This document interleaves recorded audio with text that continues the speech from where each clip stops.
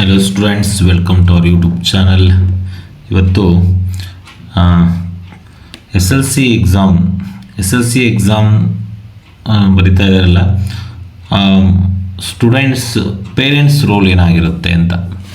Parents role, students ಜೊತೆಗೆ parents ಏನೇನು ರೋಲನ್ನು ಪ್ಲೇ ಮಾಡಬೇಕಾಗುತ್ತೆ ಇಲ್ಲಿ ಅಂತ, ಅವ್ರಿಗೆ ಸಪೋರ್ಟಿವ್ ಆಗಿ ಯಾವ ರೀತಿ ಪೇರೆಂಟು ವರ್ಕ್ ಮಾಡಬೇಕಾಗುತ್ತೆ ಅನ್ನೋದನ್ನು ಇಲ್ಲಿ ಕೆಲವೊಂದು ಪಾಯಿಂಟ್ಸನ್ನು ನೋಟ್ ಮಾಡಿದ್ದೀನಿ.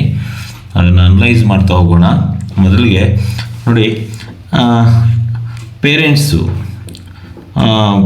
ಸ್ಟೂಡೆಂಟ್ಸ್ಗೆ ಒಂದು ಪ್ರಾಪರ್ ಸ್ಲೀಪಿಂಗ್ ಟೈಮನ್ನು ಅರೇಂಜ್ ಮಾಡಿಕೊಡ್ಬೇಕು. ಪ್ರಾಪರ್ ಸ್ಲೀಪಿಂಗ್ ಟೈಮ್ ಅಂತಂದರೆ ನೋಡಿ, ಮಿನಿಮಮ್ ಯಾವುದೇ ಒಂದು ವ್ಯಕ್ತಿಗೆ 8 ಅವರ್ಸ್ ನಿದ್ದೆ ಮಾಡಲೇಬೇಕು. 8 ಅವರ್ಸ್ ನಿದ್ದೆ ಮಾಡಲಿಲ್ಲ ಅಂದರೆ ನಾವು ಎಷ್ಟು ಓದಿದರೂ ಕೂಡ ಅಲ್ಲಿ ಮೆಮೊರಿ ಇರೋದಿಲ್ಲ. 8 ಅವರ್ಸ್ ಮಿನಿಮಮ್ ಸ್ಲೀಪಿಂಗ್ ಟೈಮ್ ಬೇಕಾಗುತ್ತೆ. ಪ್ರತಿಯೊಂದು ಮಗುಗೂ, ಒಂದು ಚೈಲ್ಡ್ಗೂ 8 ಅವರ್ಸ್ ನಿದ್ದೆ ಬೇಕೇ ಬೇಕು. ಇದು ಪ್ರಾಪರ್ ಮೆಮೊರಿ ಪಕ್ಕ ಉಳಿಬೇಕು ಅಂತಂದರೆ ಓದಿದ್ದನ್ನು 8 ಅವರ್ಸ್ ನಿದ್ದೆ ಮಾಡಲೇಬೇಕು. Next second one, give good quality of food ಅಂತ.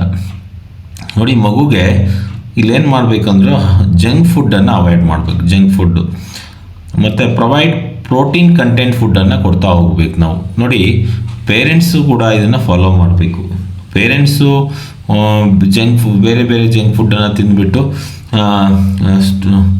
ಸ್ಟೂಡೆಂಟ್ಗೆ ಮಾತ್ರ ನೀನು ಅದು ತಿನ್ನೋ, ನ್ಯಾಚುರಲ್ ಫುಡ್ ತಿನ್ನೋ ಅಂತ ಹೇಳಿದ್ರೆ ಆಗಲ್ಲ. ಅವರು ಕೂಡ ಇದನ್ನ ಫಾಲೋ ಮಾಡಿ ತೋರಿಸಿದ್ರೆ ಆ ಮಗು ಫಾಲೋ ಮಾಡ್ತದೆ.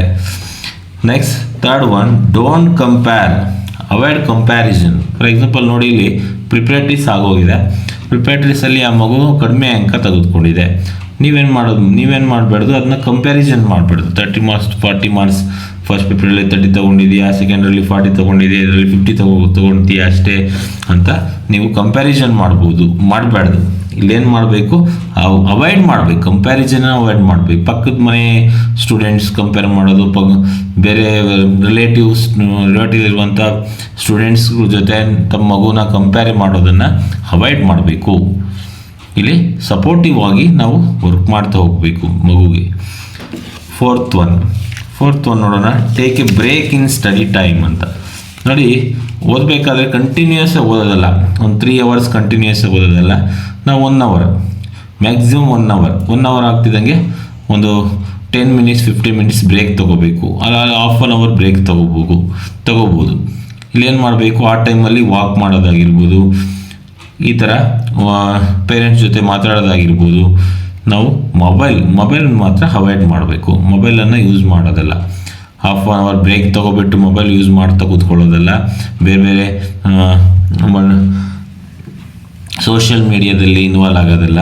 ನಾವು ಪೇರೆಂಟ್ಸ್ ಜೊತೆ ಫ್ರೀಯಾಗಿ ಮಾತಾಡೋದು, ಮತ್ತು ಫ್ರೆಂಡ್ಸ್ ಜೊತೆ ಮಾತಾಡೋದು, ಒಂದು ಅರ್ಧ ಗಂಟೆ ವಾಕ್ ಮಾಡೋದು, ಈ ರೀತಿ ನಾವು ಒಂದು ಬ್ರೇಕನ್ನು ತಗೋಬೇಕು ಇನ್ ಬಿಟ್ವೀನ್ ಸ್ಟಡಿ ಟೈಮಲ್ಲಿ. Okay, next fifth one, maintain normal house environment. ನೋಡಿ, house environment is very important. ಇಲ್ಲಿ ಹೌಸ್ ಎನ್ವಿರಾನ್ಮೆಂಟು ಇನ್ಫ್ಲೂಯೆನ್ಸ್ ಮಾಡುತ್ತೆ ಮಗುನ ಸ್ಟಡಿ ಟೈಮ್ ಮೇಲೆ, ಮತ್ತು ಸ್ಟಡಿ ಟೈಮಲ್ಲಿ ತುಂಬ ಇನ್ಫ್ಲೂಯೆನ್ಸ್ ಮಾಡ್ತದೆ. ನೀವು ನೋಡಿ, ಮಾಮೂಲಿ ನಾರ್ಮಲ್ ಹೌಸ್ ಎನ್ವಿರಾನ್ಮೆಂಟ್ ಹೇಗಿರುತ್ತೋ ಅದೇ ರೀತಿ ಮೇಂಟೈನ್ ಮಾಡಬೇಕು, ಆಯಿತಾ. ಫುಲ್ಲು ಸೈಲೆಂಟ್ ಆಗೋದಲ್ಲ, ಮನೆಯೆಲ್ಲ ಫುಲ್ ಸೈಲೆಂಟಾಗಿ ಮಗುವಿನ ಮೇಲೆ ಪ್ರೆಷರ್ ಹಾಕೋದಲ್ಲ. ಅದೇ ಮತ್ತೆ ಓವರಾಗಿ ಅವನ ಮೇಲೆ ಪ್ರೆಷರ್ ಹಾಕೋದು ಅಲ್ಲ. ಹೇಗೆ ನಾರ್ಮಲ್ ಹೌಸ್ ಎನ್ವಿರಾನ್ಮೆಂಟ್ ಹೇಗಿರುತ್ತೋ ಅದೇ ರೀತಿ ಮೇಂಟೈನ್ ಮಾಡಬೇಕು. ಇದ್ರ ಮುಖಾಂತರ ಮಗುವಿನ ಮೇಲೆ ಪ್ರೆಷರ್ ಬೀಳೋದಿಲ್ಲ. ಮಗು ಈಸಿಯಾಗಿ ಕಾಮಾಗಿ ಕಲಿತಾ ಹೋಗುತ್ತೆ. ನೆಕ್ಸ್ಟ್, ಅವಾಯ್ಡ್ ಓವರ್ ಗೈಡೆನ್ಸ್ ಅಂತ. ನೋಡಿ, ಗೈಡೆನ್ಸ್ ಮಗುಗೆ ಪೇರೆಂಟ್ಸ್ ಜೊತೆ, ರಿಲೇಟಿವ್ಸು, ಫ್ರೆಂಡ್ಸ್ ಓವರ್ ಗೈಡೆನ್ಸ್ ಕೊಡೋದನ್ನು ಅವಾಯ್ಡ್ ಮಾಡಬೇಕು. ಮಗುವಿಗೆ ಓನ್ ಥಿಂಕಿಂಗ್ ಅಲ್ಲಿ ಆ ಮಗು ಓದೋದನ್ನು ಗೈಡೆನ್ಸ್ ಕೊಡಬೇಕು, ಬಟ್ ಓವರ್ ಗೈಡೆನ್ಸನ್ನು ಅವಾಯ್ಡ್ ಮಾಡಬೇಕು. ಈಗ ಓದು, ಆಗೋದು, ಈ ಥರ ಬರಿ, ಆ ಥರ ಬರಿ, ಈ ಥರ ಕೂತ್ಕೋ, ಆ ಥರ ಕೂತ್ಕೋ, ಆ ರೂಮಲ್ಲಿ ಕೂತ್ಕೋ, ಈ ರೂಮಲ್ಲಿ ಕೂತ್ಕೋ ಅನ್ನೋದನ್ನು ಅವಾಯ್ಡ್ ಮಾಡಬೇಕು. ಮಗುಗೆ ಫ್ರೀಯಾಗಿ ಅಲ್ಲಿ ಕೂತ್ಕೊಂಡು ಓದೋದಕ್ಕೆ ಬಿಡಬೇಕು. ಓವರ್ ಗೈಡೆನ್ಸ್ ಇರಲಿ, but over guidance is not good. Next, build self confidence to the child ಅಂತ ನೋಡಿ.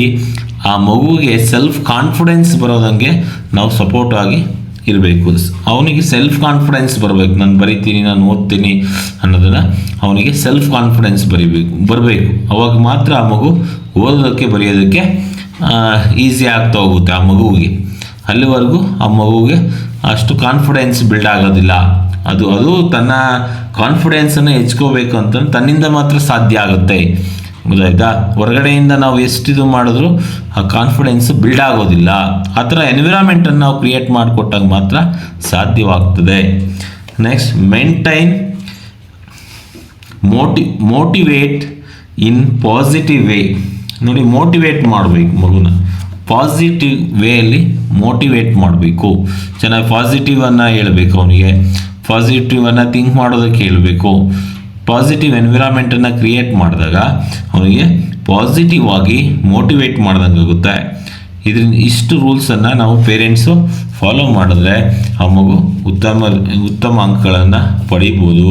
ಒಳ್ಳೆಯ ಎನ್ವಿರಾನ್ಮೆಂಟನ್ನು ಕ್ರಿಯೇಟ್ ಮಾಡಿಕೊಟ್ಟಾಗ, ಮತ್ತು ಫುಡ್ ಆಗಿರ್ಬೋದು, ಸ್ಲೀಪಿಂಗ್ ಟೈಮ್ ಆಗಿರ್ಬೋದು, ಕಂಪೇರ್ ಮಾಡೋದನ್ನು ಅವಾಯ್ಡ್ ಮಾಡೋದಾಗಿರ್ಬೋದು, ಮತ್ತು ಕಂಟಿನ್ಯೂಯಸ್ ಆಗಿ ಓದೋಕ್ಕೆ ಪ್ರೆಸರ್ ಆಗಬಾರ್ದು. ಇನ್ ಬಿಟ್ವೀನ್ ಸ್ಟಡಿ ಟೈಮಲ್ಲಿ ಅವನಿಗೆ ಒಂದು ಹಾಫ್ ಆನ್ ಅವರ್ ಫ್ರೀಯನ್ನು ಮಾಡಿಕೊಟ್ರೆ ಅವನು ವಾಕ್ ಮಾಡೋದು, ಪೇರೆಂಟ್ಸ್ ಜೊತೆ ಮಾತಾಡೋದು, ಫ್ರೆಂಡ್ಸ್ ಜೊತೆ ಮಾತಾಡೋದು, ಒಂದು ಅರ್ಧ ಗಂಟೆ ಮೈಂಡ್ ಫ್ರೆಶ್ ಆಗುತ್ತೆ. ಫ್ರೆಶ್ ಆದಾಗ ಅವನು ಓದೋದಕ್ಕೆ ಸ್ಟಾರ್ಟ್ ಮಾಡ್ತಾನೆ. ಅವನಿಗೆ ಫ್ರೆಶ್ನೆಸ್ ಇರುತ್ತೆ. ಓದಬೇಕಾದ್ರೆ ಫ್ರೆಶ್ನೆಸ್ ಇದ್ರೆ ಮಾತ್ರ ಅದು 100% ಸಕ್ಸಸ್ ಆಗುತ್ತೆ. ಓದಿರೋದನ್ನು ಮೆಮೊರಿಯಲ್ಲಿ ಉಳಿತದೆ, ಚೆನ್ನಾಗಿ ನೆನಪಿನಲ್ಲಿ ಉಳಿತದೆ. Next, maintain normal house environment. ಅದು ಅಷ್ಟೇ ನೋಡಿ, ಪ್ರೆಸರ್ ಹಾಕ್ಬಾರ್ದು. ಅವಾಯ್ಡ್ ಓವರ್ ಗೈಡೆನ್ಸನ್ನು ಅವಾಯ್ಡ್ ಮಾಡಬೇಕು.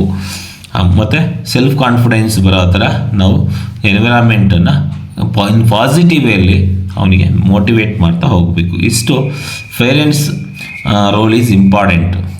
ಮಗುವಿನ ರೋಲ್ ಚೈಲ್ಡ್ ರೋಲ್ ಎಷ್ಟಿರುತ್ತೋ parents role is also important.